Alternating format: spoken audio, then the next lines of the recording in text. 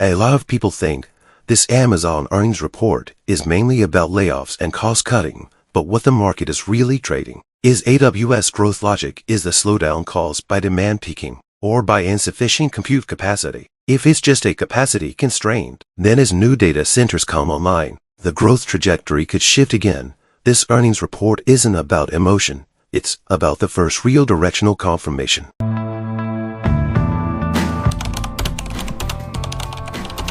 Hey everyone, welcome back to Deep Dive Stock Earnings. Today we're talking about Amazon, but this isn't a standard earnings recap, and it's not about short-term price moves. I want to clarify one key point. What the market truly cares about right now isn't how much Amazon earned this quarter, but whether AWS still deserves to be repriced. Until that question is answered, hesitation in the stock is a completely normal outcome. Over the past few quarters, AWS growth has clearly slowed, and the market has started to question whether cloud demand is hitting a ceiling. Some have even gone further, debating Amazon's long-term competitiveness in the cloud.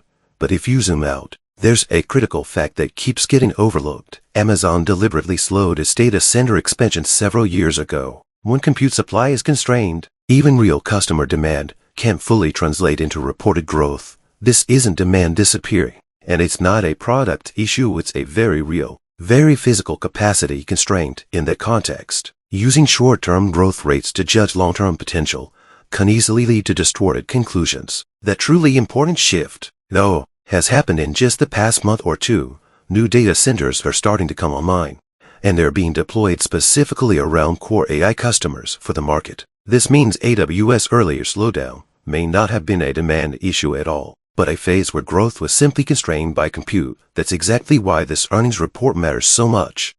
These newly launched data centers are running on Amazon's in-house Trainium to chips. The key here isn't about beating anyone on raw performance specs. What actually matters is long-term unit cost during real-world inference workloads. If these custom chips can meaningfully lower the cost per unit of compute in production, AWS profit model will structurally improve, and its long-term valuation logic will move higher. But if those cost advantages fail to materialize, or if scaling proves difficult, the market will correct that narrative quickly. There's no unlimited patience for this path. That's why the market isn't rushing to pass judgment on Amazon right now. It's waiting for one sentence, waiting for management to clearly say whether this new capacity is already being absorbed by real demand, or if it's still sitting idle. That single clarification carries far more weight than whether EPS beats or misses this quarter.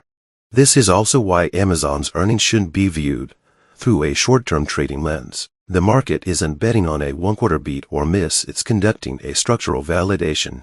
It's testing whether years of sustained investment in AI infrastructure are finally translating into repeatable, scalable, and durable growth.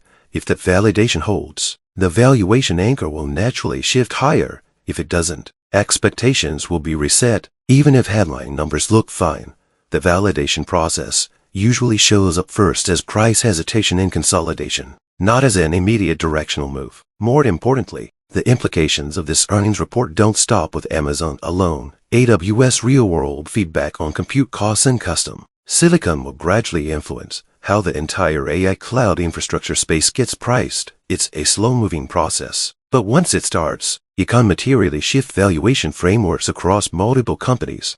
When cloud providers begin proving that AI inference can scale at materially lower costs, the entire industry's capital spending cycle, profit structures, and long-term valuation models start to adjust. This isn't just about one company's stock reaction. It reshapes how the market prices the entire cloud and AI infrastructure sector. That's why this Amazon earnings report is seen as a key inflection point. It doesn't decide one quarter's performance, but whether the next phase of industry-wide pricing needs to be recalibrated. From this perspective, the real question Amazon faces isn't whether it can grow, but whether it can grow better. If AWS expansion can balance both scale and efficiency, the market will naturally assign a more stable valuation range. That's the real dividing line.